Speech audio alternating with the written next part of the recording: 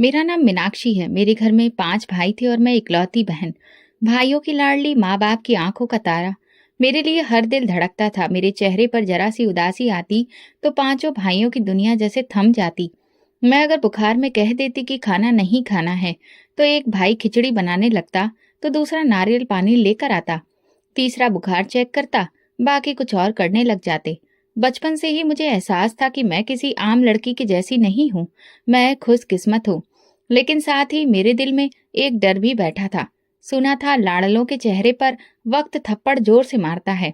हमारी गली में जब कभी कोई बच्ची रोती दिखती या किसी लड़की की ससुराल से वापसी होती, तो माँ प्रार्थना करती और मेरे भाई एक ही बात कहते, हमारी बहन को कोई कुछ कहे, उस दिन हम सब मर जाएंगे या मार डालेंगे। और मैं हंसकर कहती, पहले कोई आए तो सही। मेरे छोटे भाई मोनू को तो मेरी शादी का नाम भी बुरा लगता था। वो अक्सर कहता, हम तुम्हारी शादी नहीं होने देंगे, तुम हमारे साथ ही रहोगी। और मैं उसके सर पर टपली मारकर कहती, पागल हो तुम। जब मैंने अपना पोस्ट ग्रेजुएशन पूरा किया, तो पूरे घर में जैसे दिवाली सी हो गई थी। सब भाइयों ने अपने अपने तरीके से पार्टी की। कोई मेरे लिए ज्वेलरी लाया, तो कोई कपड़े खरीद कर लाया। सबसे बड़े भैया जतिन ने गले लगाकर कहा, अब हम तुम्हारे लिए बहुत अच्छा रिश्ता ढूंढेंगे। तुम किसी आम इंसान के काबिल नहीं। मैं हंस पड़ी। अरे, मैं कौन सी राजकुमारी हूँ? तो वो गंभीर होकर बोला, हमारे लिए तुम राजकुमारी से कम नहीं हो मीनाक्षी। कुछ दिनों के बाद रात के खाने के बाद पापा ने मुझे पास में बुलाया। माँ और भैया भी बैठे थे। एक अजीब सी खामोशी थी और मैं समझ गई कि कुछ जरूरी बात है। पापा ने कहा, बेटा, एक रिश्ता आया है और हम सबको वो रिश्ता ठीक लगा, लेकिन हमें तुम्हारी राय चाहिए। मैंने सबकी तरफ देखा। वे चेहरे जिन पर कभी सुकून दिखता था, आज बेचैन दिख रहे थे, क्योंकि आज मेरी जिंदगी का फैसला उनकी नजर में झलक रहा था। मैंने कहा, पापा, मुझे आप पर इतना भरोसा है कि खुद फैसला लेने की जरूरत ही नहीं। जो आपको ठीक लगेगा मैं उसके लिए तैयार हूँ। माँ ने सर पर हाथ फेरा। बोली, मेरी बेटी हमेशा से ही समझदार रही। और सारे भाइयों की आंखों में सुकून था। जतिन ने कहा, फिर हम कल के लिए हाँ कर दें। राजीव नाम है लड़के का, बहुत शरीफ और जिम्मेदार है। मैंने पहली बार ये नाम सुना तो दिल में कुछ भी नहीं हुआ, क्योंकि जिन लोगों ने बचपन से मुझे तकलीफ से बचाया, वे मेरे लिए कुछ भी बुरा कैसे चुन सकते थे। अगले दिन जैसे ही मेरा रिश्ता तय हुआ, मोहल्ले भर में मिठाई बांटी गई। सहेलियां आकर गले लगकर रोने लगीं और मोनू, जो अब भी मुंह फुलाकर बैठा था, आखिरकार बोला, दूल्हा आएगा तो मैं उसे सबसे पहले कहूंगा, अगर मेरी मीनाक्षी को रुलाया ना तो मैं तुम्हें नहीं छोड़ूंगा। मैं हंसकर कहती, तुम सब मेरे सुपर हीरोज हो। शादी के बाद भी मेरे दिल में कोई परेशानी नहीं थी, बस एक अजीब सा एहसास था। वो बचपन का घर, वो भाइयों का कमरा, वो हंसी मजाक, लड़ाइयों वाले दिन सब छोड़ने पड़ेंगे। मैं कमरे में चुपचाप बैठकर अक्सर अपनी किताबें, गुड़िया और दीवार पर लगे सर्टिफिकेट्स को देखती। सोचती, क्या मैं वाकई वही मीनाक्षी हूँ जिसकी आंखों में सिर्फ सपने होते थे। एक रात जतिन मेरे पास आया और बोला, तुम जानती हो मीनाक्षी, हमने हमेशा तुम्हें अपनी आंखों के सामने रखा। तुम्हारी एक आह पर हमें चैन नहीं आता था, लेकिन अब तुम जिंदगी के एक और सफर पर हो। प्रार्थना है कि तुम वहां हमेशा वैसे ही खुश रहो जैसे यहाँ थी। लेकिन अगर किसी दिन कुछ बुरा लगे तो एक बार पलट कर देख लेना। तुम्हारे 5 भाई तुम्हारे पीछे खड़े होंगे। मैं उसकी बात सुनकर आंखों से आंसू पोंछते हुए बोली, मैं कमजोर नहीं हूँ, बस आप लोगों के प्यार ने मुझे नाजुक बना दिया है। लेकिन मैं वादा करती हूँ, मैं खुद को कमजोर नहीं पड़ने दूंगी। उसी रात मैंने अपनी डायरी में लिखा, एक लाडली बेटी अब एक पत्नी बनने जा रही है। पता नहीं ससुराल में वैसा प्यार मिलेगा या नहीं, लेकिन एक बात तय है, मैं वो मीनाक्षी हूँ जिसे सच्चाई और सब्र विरासत में मिला है। ये वो वक्त था जब मैं अपनी जिंदगी की नई किताब खोल रही थी। शादी की तारीख तय थी। घर में रोज नए इंतजाम हो रहे थे। राजीव के बारे में बस इतना जाना कि वो सऊदी अरब में काम करता है। सूरत से अच्छा है, बातचीत से नरम। मैंने उसे 2 बार फोन पर बात की, बस सिर्फ फॉर्मेलिटी सी। वो बहुत ज्यादा बातूनी नहीं था। इतना बोला, उम्मीद है आपको मेरा घर अच्छा लगेगा। मेरी माँ और बहनें आपसे बहुत जल्द घुल मिल जाएंगी। मैंने कहा, जी, मैं भी कोशिश करूंगी। शादी वाले दिन मेरे दिल में अजीब सी उलझन थी। मायके का हर कोना मैंने आंखों में बसाया था। खुद को बार बार समझाया कि हर लड़की को ये सफर तय करना होता है। शादी हुई और विदाई के बाद जैसे ही मैं राजीव के घर पहुंची, मेरा दिल तेजी से धड़कने लगा। गाड़ी रुकी, दरवाजा खुला, लेकिन ना कोई हंसी, ना कोई आवाज और ना ही कोई बड़ा स्वागत। मुझे बस हाथ पकड़कर एक कमरे तक ले जाया गया और कहा गया, बैठो, ये तुम्हारा कमरा है। मेरे साथ कोई औरत अंदर नहीं आई, न चाय, न पानी, न कोई हाल चाल पूछना। दिल पर एक अजीब सा बोझ, लेकिन मैंने खुद को समझाया, शायद इनका अंदाज ऐसा ही हो, शायद इसी तरह से रस्म होती हो। कुछ देर बाद दरवाजा खुला। एक लड़की ने सिर झुकाकर कहा, मैं ये किधर रख दूं? फिर वो पलटकर चली गई। ना नजर मिलाई, ना कोई बात। दिन ढल रहा था और मैं सुबह से भूखी प्यासी थी। किसी ने खाने तक को नहीं पूछा। एक बार मैं कमरे से बाहर आंगन में गई। सास बैठी थी और उनके साथ 2 औरतें, सब बातों में व्यस्त थी। मैं वापस आ गई, दरवाजा बंद कर लिया। थोड़ी देर बाद हिम्मत करके राजीव को फोन किया, आप कब आएंगे? वो बोला, बस थोड़ी देर में। कोई दिक्कत है? मैंने कहा, सुबह से कुछ खाया नहीं है। वो बोला, मैं आता हूँ, कुछ ले आऊंगा। जब राजीव आया तो रात हो चुकी थी। उसने पूछा, तुमने कुछ खाया? मैंने कहा, किसी ने पूछा ही नहीं। बाहर जाकर किसी से बात की, फिर बोला, तुम खाओ, मैं खाना लगवा रहा हूँ। खाना आया तो रोटी बहुत सख्त थी, सब्जी भी ठंडी, लेकिन भूख के आगे कोई शिकायत नहीं। फिर एक एक करके मेरी नंदे कमरे में आई। बस फॉर्मेलिटी सी बात। उनमें से एक बोली, अपने कपड़े और सामान समेट लेना, जगह कम है, हमारे बैग भी यहीं रखे हैं। मैंने धीरे से कहा, ठीक है। अगली सुबह मैं जल्दी जाग गई। नहा धोकर पूजा पाठ करके जब बाहर आई तो किचन से आवाज आ रही थी। सास बोल रही थी, देखते हैं कि बहू आकर क्या करती है, या फिर बस मालकिन बनकर आई है। मैंने इस बात को सुना, लेकिन अनजान बन गई। कुछ देर बाद दरवाजा खुला और एक नंद ने कहा, चलो बर्तन धो दो, कल रात के हैं। मेरा दिल किया कि मैं कहूँ, मैं कल ही तो आई हूँ, लेकिन जुबान बंद रही। मैंने खामोशी से बर्तन धोए, आंगन में झाड़ू लगाई। किसी ने नहीं पूछा, तुम्हें ये सब आता है? बस जैसे सब पहले से तय था।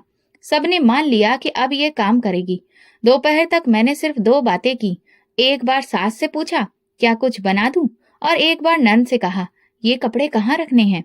दोनों बार ऐसा जवाब मिला जैसे कि वो मुझ पर एहसान कर रही हो। दोपहर को जब खाना रखा तो सब अपनी प्लेटों में व्यस्त थे।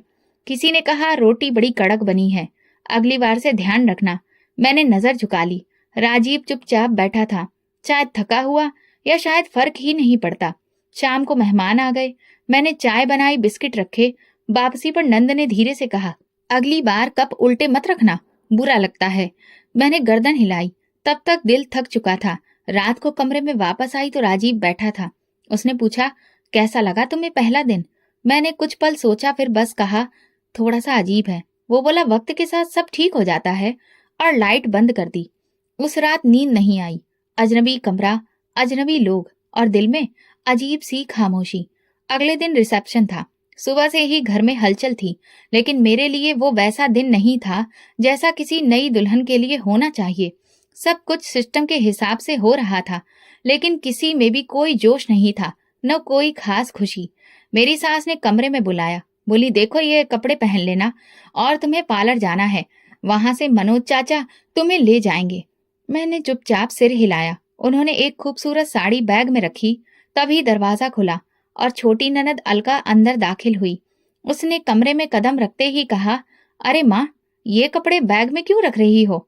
अब दूसरों की तरह इसे भी सर पर मत चढ़ा लेना, ये अपना काम खुद करे, यहाँ कोई महारानी नहीं है।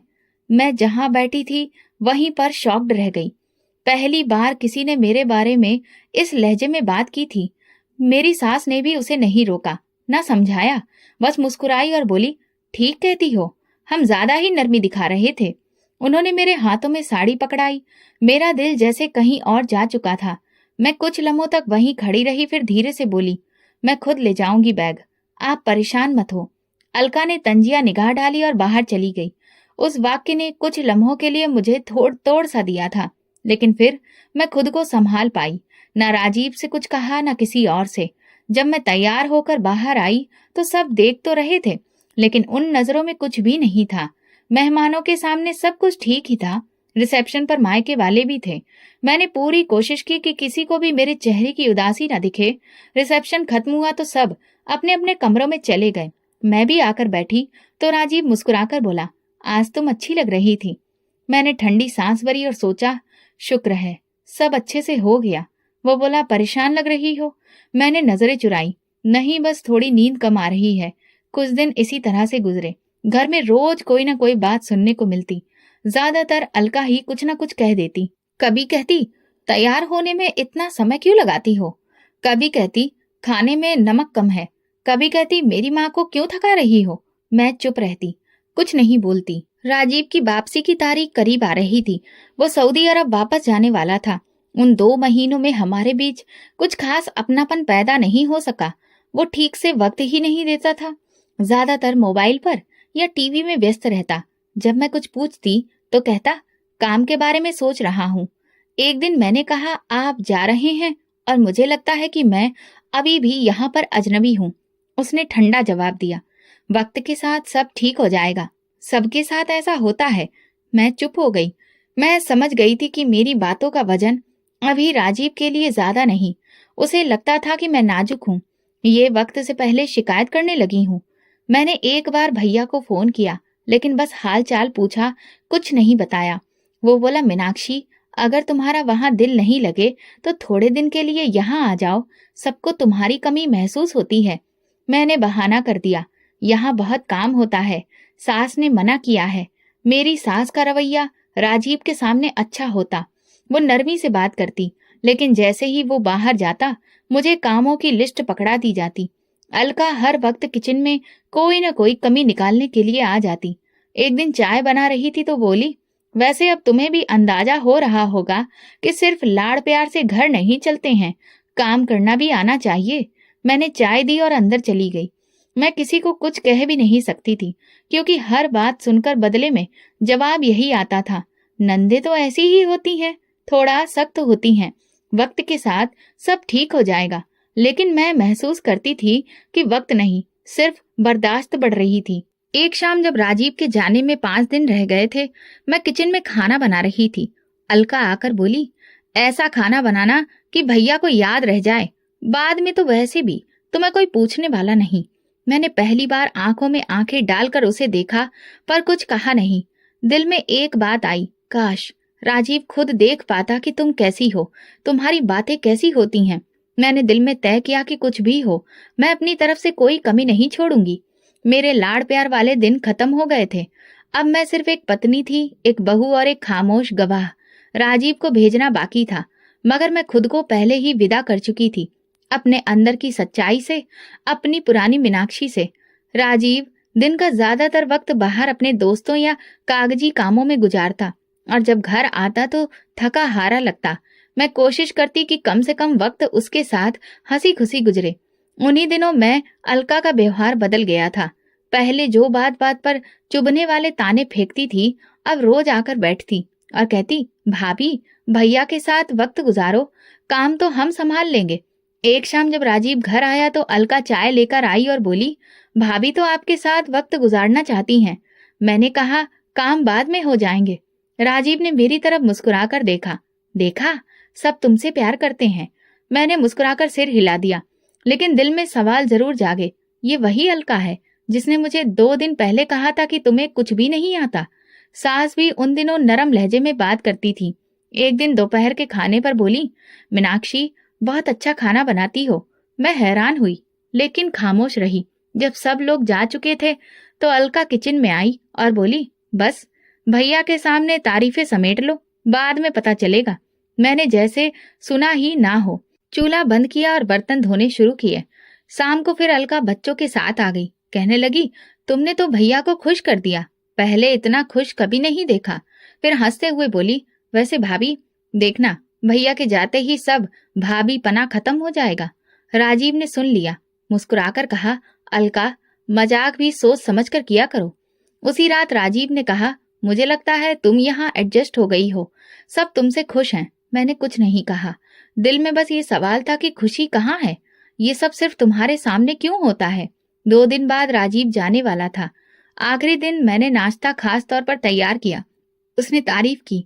अलका ने भी कहा, वाह, लगता है भाभी ने खास परवरिश ली है।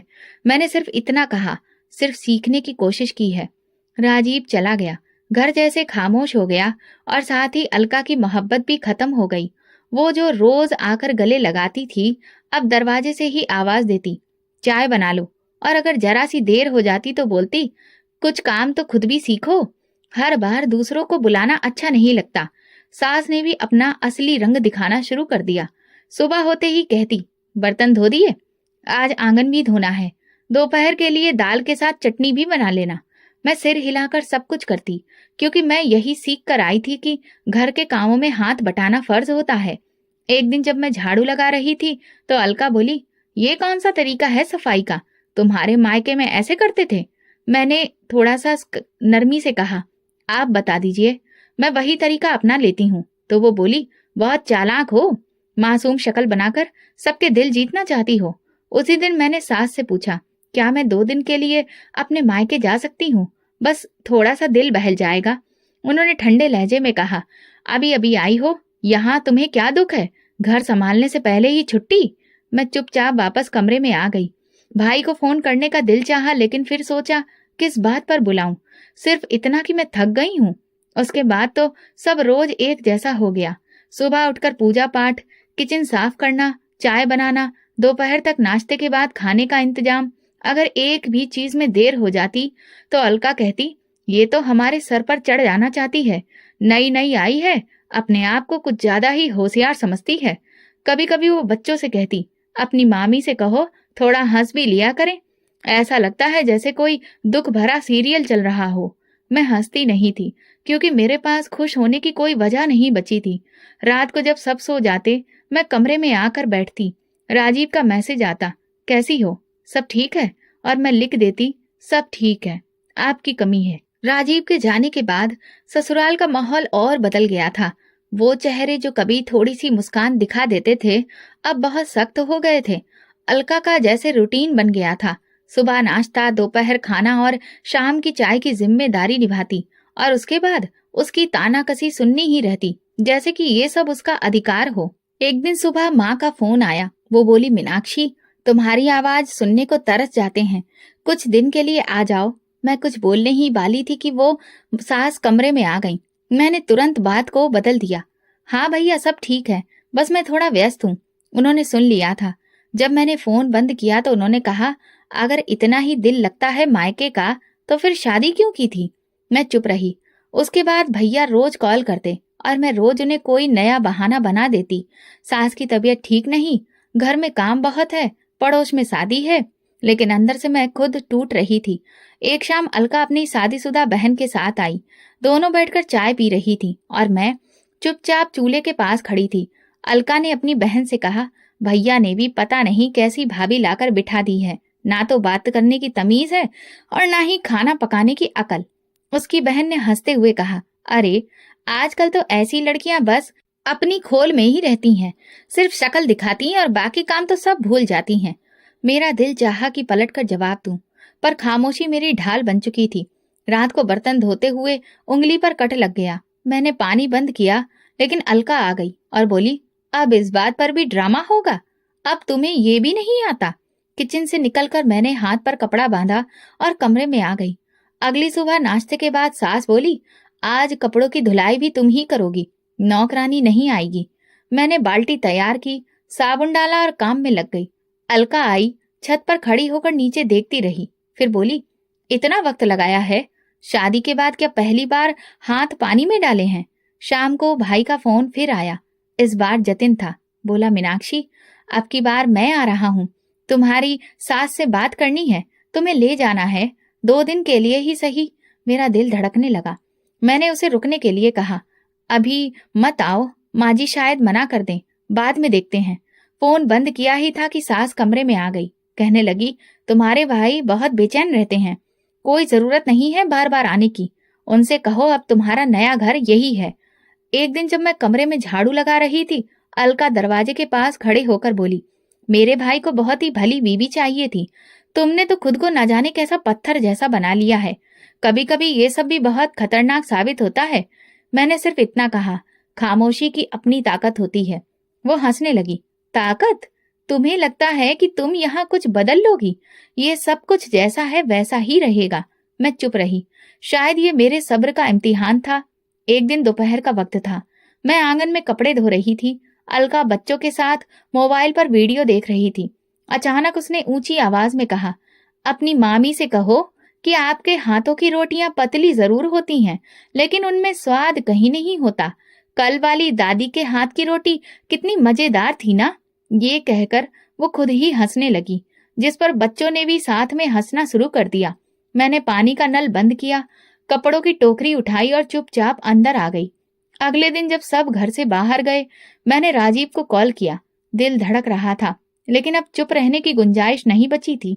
उसने फोन उठाया, मैंने हाल चाल पूछा। फिर उसने कहा, तुम कैसी हो? मैंने गहरी सांस ली। राजीव, आपसे कुछ बात करनी है। हाँ बोलो। सब ठीक है? नहीं, बस कुछ चीजें आपको बताना चाहती हूँ। अलका का व्यवहार बहुत बदल गया है। वो रोज बातों पर तानाकसी करती रहती है, कभी खाने पर, कभी काम पर। सामने कुछ और पीछे कुछ और। वो हर वक्त मुझे नीचा दिखाने की कोशिश करती है और माँ जी भी उसका साथ देती हैं। मैं कुछ नहीं कहती, लेकिन रोजाना ऐसे तानों से गुजरना मेरे लिए आसान नहीं होता। कुछ देर बाद उसकी आवाज आई, ठंडी और नपी तुली। देखो मीनाक्षी, अलका ऐसी नहीं है। मैं उसे बचपन से जानता हूँ। शायद तुम्हें कोई गलत बात लगी हो, या तुमने कुछ ज्यादा ही उसे गंभीरता से ले लिया हो। मेरा दिल जैसे रुक गया। मैंने कहा, आप समझने की कोशिश तो करिए। रोज की बातें मामूली नहीं होती। राजीव ने बात को मोड़ दिया।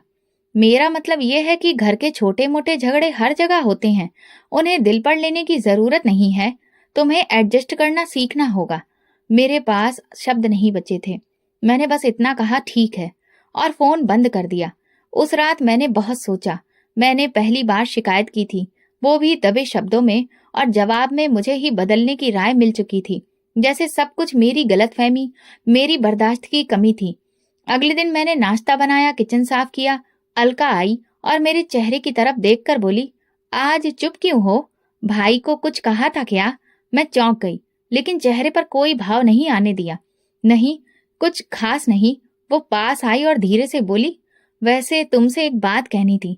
भैया को हमारी छोटी छोटी बातें बताने की क्या जरूरत है? हम कोई जालिम थोड़ी हैं।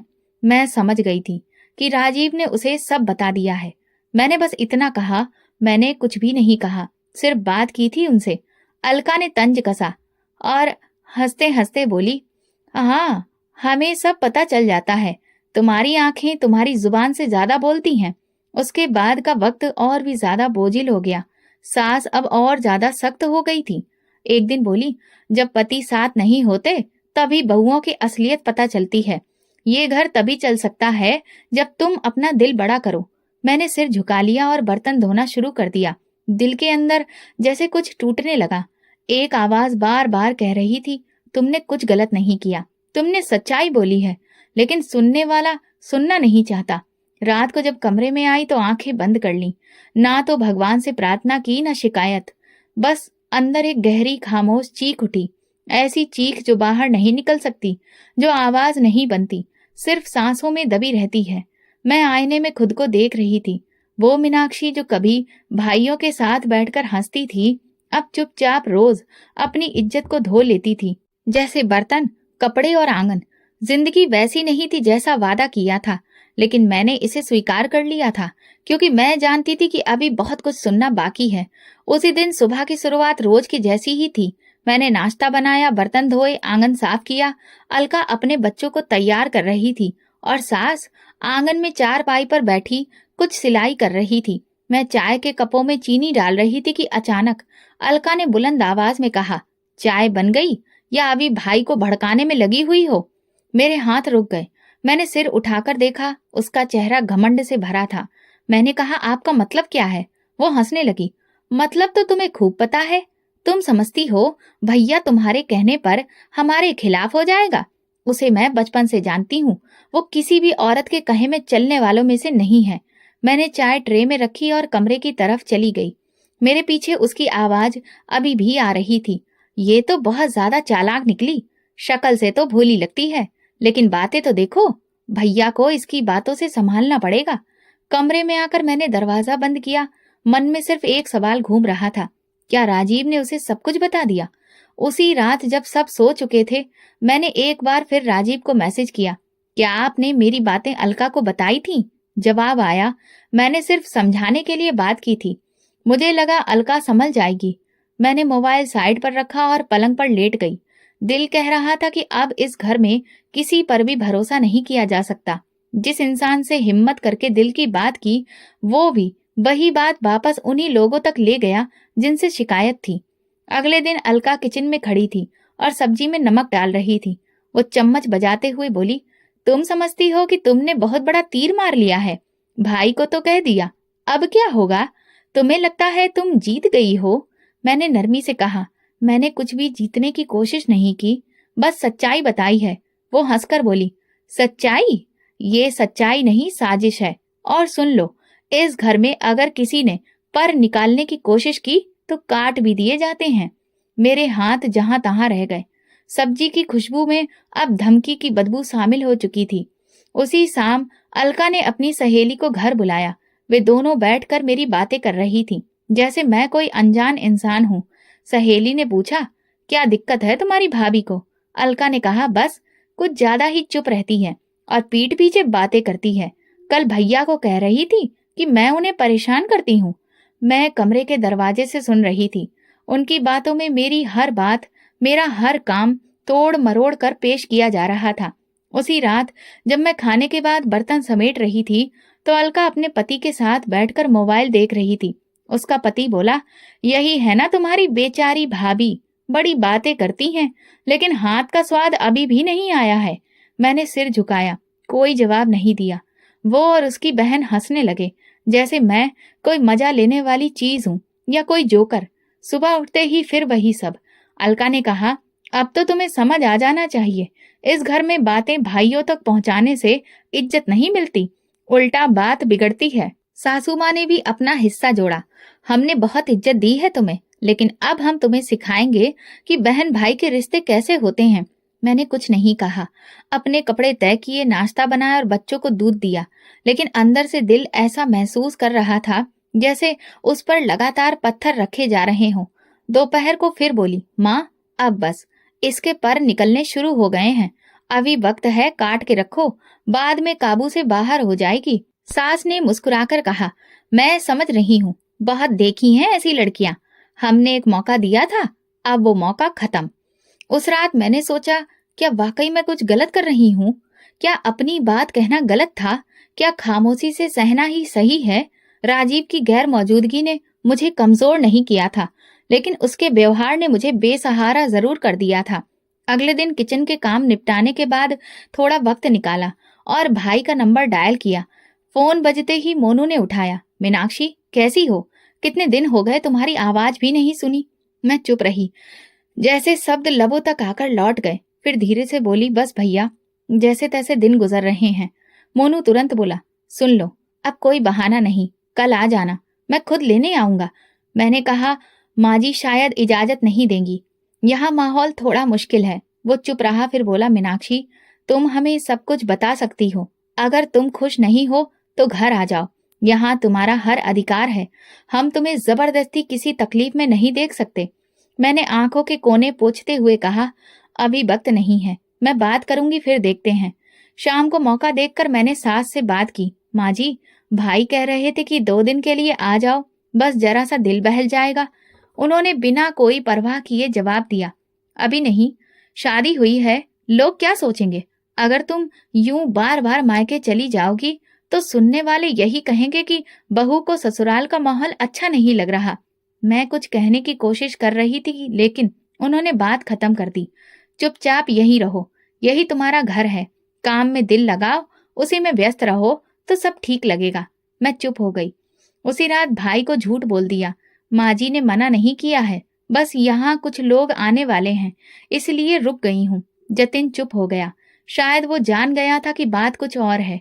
कमरे में वापस आई तो अलका अपने पति के साथ बैठी हंस रही थी।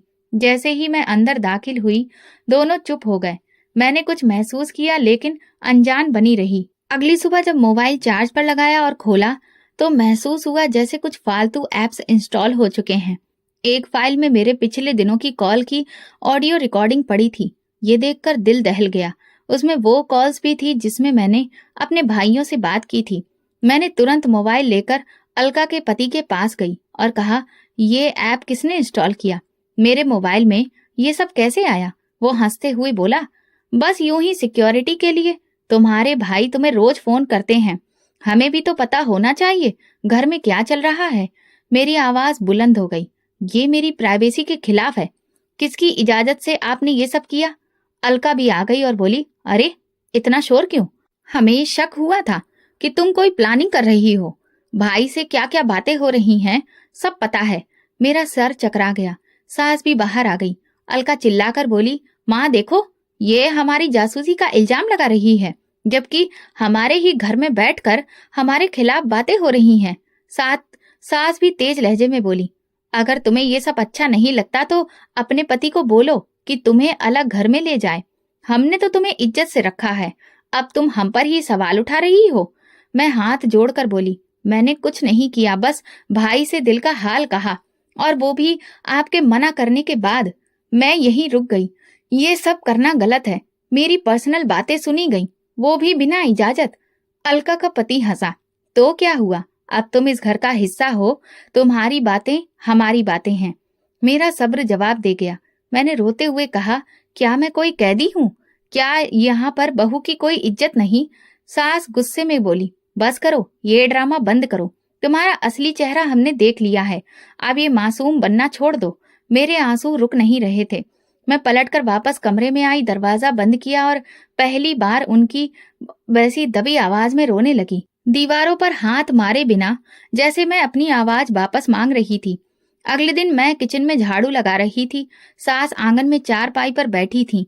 मैं चुपचाप अपने काम में लगी थी कि अलका का बड़ा बेटा पिंटू मेरे पास आकर बोला, मामी मेरे लिए चाय बना दो, सर में दर्द है। मेरे हाथ में पोछा था, कपड़े गीले थे। मैंने पलटकर कहा, बेटा माँ या मौसी से कह दो, मैं अभी सफाई कर रही हूँ। वो तुरंत पलटा और सीधा अपनी माँ के पास जाकर कुछ कहा। अगले ही लम्हे अलका किचन में आई और उसका चेहरा गुस्से से लाल था। आते ही बोली, तुझे हर छोटे काम को करने में तकलीफ होती है, मेरे बच्चे को इनकार करती है। मैं सफाई देने की कोशिश करने लगी। मैं इनकार नहीं कर रही थी, मैं तो किचन में सफाई कर रही थी। वो तुरंत मेरे पास आई और मेरे बालों को जोर से पकड़कर खींचने लगी। मैं घबरा गई। उसकी पकड़ सख्त होती जा रही थी। मैं सिसकते हुए बोली, मुझे छोड़ दो। तो कहने लगी, अब तो जुबान भी चल रही है, तुम्हें लगता है कि तुम्हें कोई रोकने वाला नहीं। मैं चीख कर बोली, छोड़ो मुझे, लेकिन वो बाज नहीं आई। शोर सुनकर सास और बड़ी ननद भी आ गई। बड़ी नंद ने अलका का साथ देते हुए कहा, माँ ये औरत अब काबू से बाहर हो गई है, पति को भड़काती है, बच्चों से बदतमीजी करती है, ये सब बर्दाश्त नहीं होगा। सास ने आगे बढ़कर मेरी कलाई पकड़ी और सख्त लहजे में बोली, हमने तुम्हें इज्जत से रखा, तुमने हमें ही नीचा दिखाया, अब निकल जाओ हमारे घर से। मैं बेसुध सी उनके चेहरे देखती रह गई। मैंने हाथ जोड़कर कहा, ऐसा मत करिए, मेरा पति बाहर है, मेरे भाई क्या सोचेंगे। बड़ी नंद ने दरवाजा खोला। अलका ने मेरा दुपट्टा घसीट कर उतारा और सास ने धक्का दिया। मैं संभल नहीं पाई और सीढ़ियों से लुढ़कती हुई दरवाजे के बाहर जा गिरी।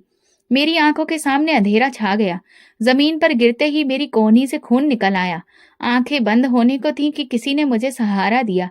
एक जानी पहचानी आवाज आई, मीनाक्षी।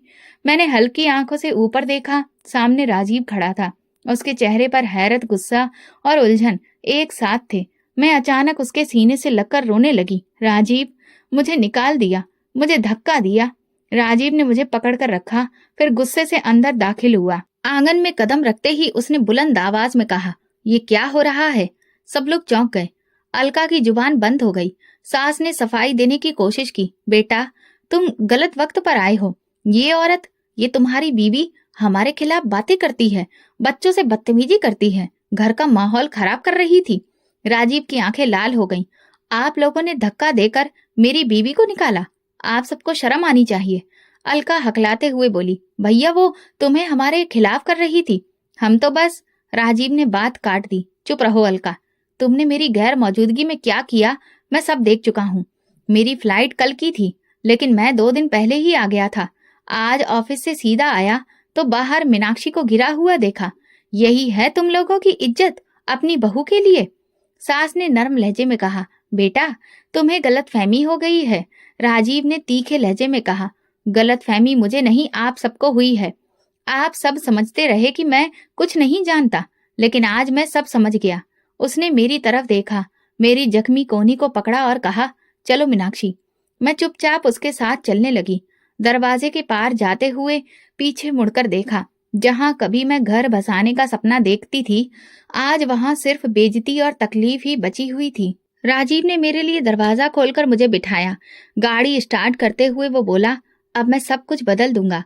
जो गलतियां मैंने की हैं उनका मैं प्रायश्चित करूंगा, लेकिन तुम्हें अब किसी और के रहमो करम पर नहीं छोड़ूंगा। मेरे दिल से एक प्रार्थना निकली। शायद ये मेरी जिंदगी की सबसे सच्ची प्रार्थना थी। हे भगवान, अब अगर कुछ देना है तो बस सुकून देना। राजीव मुझे क्लिनिक लेकर गया और मेरी कोहनी पर मरहम पट्टी कराई। इसके बाद हम गाड़ी में आकर वापस बैठे और मैं अपनी ससुराल लौट आई। लेकिन इस बार माहौल बदला हुआ था। अंदर दाखिल होते ही राजीव की नजर अलका और बड़ी ननद पर पड़ी, जो आपस में कुछ कह रही थी। राजीव की आवाज गूंजी, माँ कहाँ है? सास कमरे से बाहर आई। चेहरे पर वही मायूसी भरी मुस्कान थी जो अक्सर झूठ छुपाने के लिए आती है। बेटा तुम बैठो, मैं सब समझाती हूँ, राजीव ने सख्त लहजे में कहा। बैठने से पहले जवाब चाहिए। मेरी पत्नी को किस अधिकार से दरवाजे से धक्का दिया गया? उसका खून बह रहा था जब मैंने उसे उठाया। अलका आगे बढ़ी, भैया वो तुम्हें कुछ और बताएगी, लेकिन सच ये है कि राजीव ने हाथ उठाया। अब एक और शब्द नहीं, मैंने सब देख लिया है। तुम लोगों के चेहरे से पर्दा हट चुका है। सास ने तभी आवाज में कहा, तुम कब से इतने बड़े बड़े फैसले करने लगे? हमने तुम्हें पैदा किया है, पाला पोसा है, आज एक औरत के लिए अपनी माँ को इस तरह से सुना रहे हो? राजीव ने गहरी सांस ली और नरमी से बोले, मगर साफ अंदाज में, माँ अगर आप माँ हैं तो क्या इस घर में आई एक और बेटी की कोई इज्जत नहीं है? मैंने मीनाक्षी को सिर्फ सुना नहीं है, अपनी आंखों से देखा है। वो दरवाजे पर गिरी हुई थी।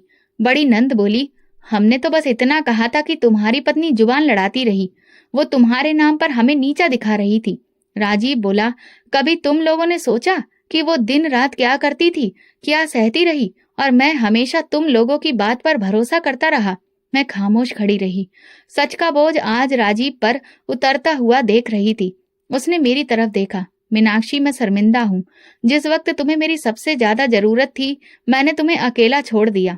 मैं सच्चाई पहचान नहीं पाया, सिर्फ रिश्ते निभाता रहा। मैंने सिर झुकाकर बस इतना कहा, मैंने आपसे इंसाफ की उम्मीद कभी नहीं छोड़ी थी, लेकिन ये वक्त बहुत मुश्किल था। राजीव ने कहा, अब ये वक्त बदलने वाला है। माँ, आपसे एक बात और करनी है। उसने दो टूक अंदाज में कहा, मैं मीनाक्षी को इस घर में अब और नहीं रख सकता, एक दिन के लिए भी नहीं। हम अलग रहेंगे, यही ठीक है।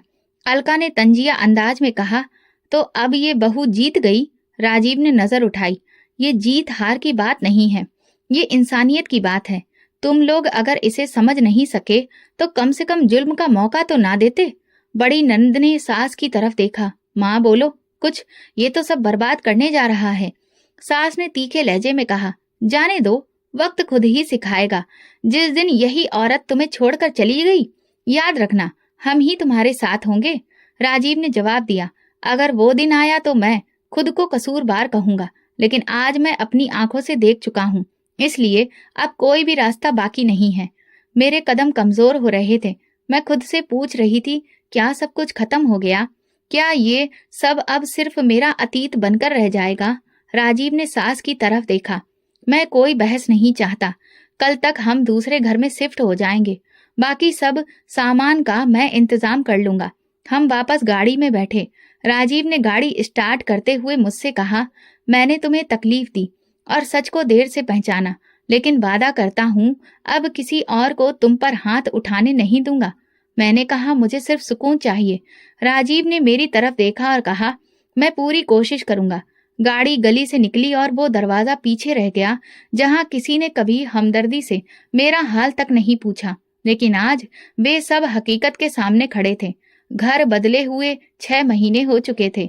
नई जगह, नया माहौल और सबसे बढ़कर वो सुकून जिसकी तलाश में ना जाने कितनी रातें जागकर गुजारी थी, अब राजीव के साथ नसीब हुआ है।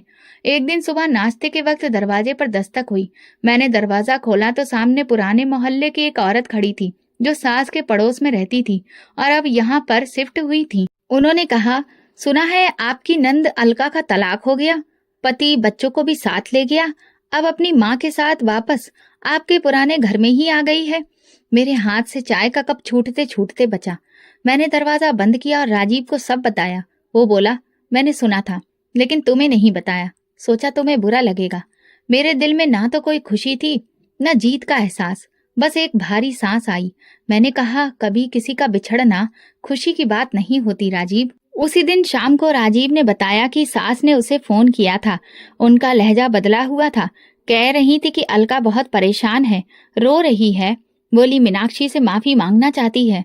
उसने जो हमारे साथ किया उसकी सजा तो उसे भी मिल गई है। ये सुनकर मैं चुप रही, न हाँ की न ना की। अगले दिन जब हम सब्जी लेने बाजार गए तो वापसी पर राजीव ने गाड़ी पुरानी गली के सामने रोकी। बोला, अगर तुम चाहो तो माँ से मिल सकते हैं। मैंने कहा, ठीक है। दरवाजा खोला तो सामने अलका बैठी थी। उसकी बोलती बंद थी, आंखों में सूजन, बाल बिखरे। उसने नजरें उठाई और बोली, मैं हार गई मीनाक्षी, तुम जीत गई। मैंने कहा, मैं तुम्हारे साथ कोई मुकाबला नहीं कर रही थी अलका, मैं तो बस इज्जत से जीना चाहती थी। वो रोने लगी। सास जो अभी बीमारी की हालत में थी, दीवार का सहारा लेकर बैठ गई। बोली, हमने तुम्हारे साथ गलत किया बेटा, तुम्हारी माँ बनकर तुम्हें रुलाया, माफ कर दो हमें। मैंने कदम बढ़ाकर उनके हाथ थाम लिए। माँ जी, जो वक्त गुजर गया वो वापस नहीं आता, लेकिन अगर आप दिल से पछता रही हैं तो मैं सब कुछ भूलने को तैयार हूँ। अलका ने रोकर कहा, मेरे बच्चे, वे भी मुझसे छिन गए, सिर्फ इसलिए कि मैं अपने पति को खुश नहीं रख सकी, घर संभालना नहीं सीख पाई। आज तुम्हारी अहमियत समझ आ गई। मैंने उसके कंधे पर हाथ रखा और कहा, मेरी अहमियत तब होती अगर तुम मुझे इंसान समझती, गुलाम नहीं। लेकिन जो हो गया वो हो गया, अब नए सिरे से जीना सीखो। अगले दिन मैंने राजीव से बात की। अलका बिल्कुल अकेली है, न बच्चे हैं, न पति और ना ही आमदनी का कोई जरिया। क्या हम उसे महीने के कुछ पैसे दे सकते हैं जिससे उसका गुजारा हो जाए? राजीव ने हैरानी से मेरी तरफ देखा। इतनी तकलीफें सहने के बाद तुम उनके लिए कुछ करना चाहती हो? मैंने कहा, मुझे मेरे भाइयों ने यही सिखाया है, किसी को तकलीफ मत दो, चाहे उसने तुम्हें क्यों न दी हो। और अब वो औरत माँ भी है, बच्चे भी उससे दूर हैं। अगर हम मदद कर सकते हैं तो क्यों ना करें। इस हफ्ते राजीव ने अपने अकाउंटेंट से बात करके अलका के लिए महीने के खर्च के पैसे रखवा दिए और कानूनी राय लेकर उसके बच्चों के लिए दरख्वास्त भी तैयार करवाई। मैं अलका के साथ अदालत गई। उसके चेहरे पर जो शक था उसमें अब एक हल्की रोशनी दिख रही थी। कई हफ्तों बाद एक दिन अलका हमारे घर आई और बच्चों के साथ वक्त बिताते हुए बोली, मीनाक्षी, तुम्हारा दिल मेरे सामने आईना है।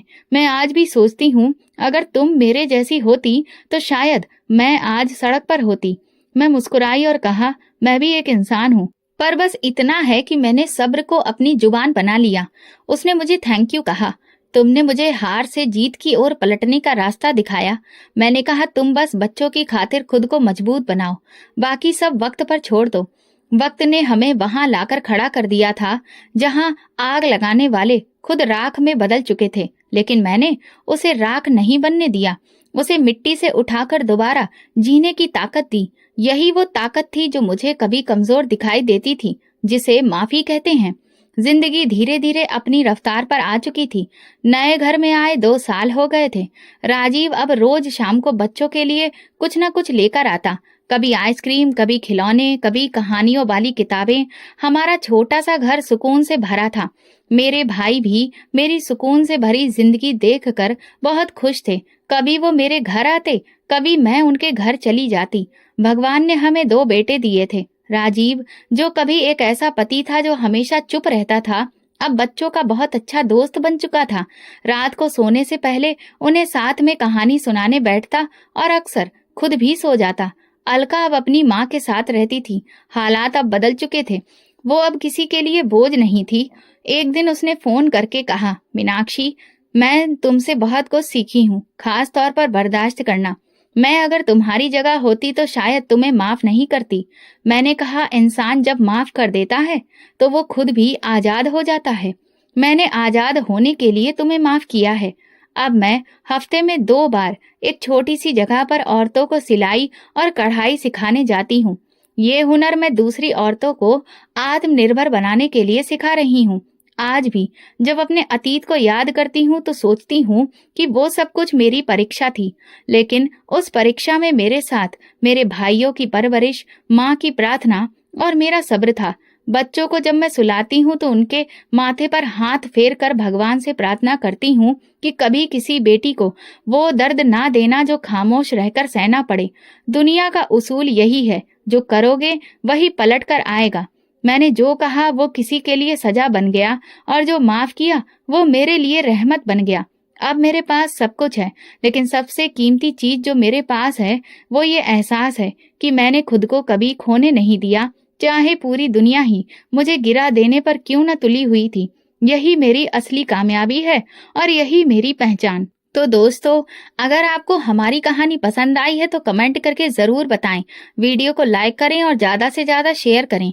अगर आप चैनल पर नए हैं तो सब्सक्राइब जरूर करें और नोटिफिकेशन बेल दबाएं ताकि अगली अपडेट सबसे पहले आपको मिले। धन्यवाद।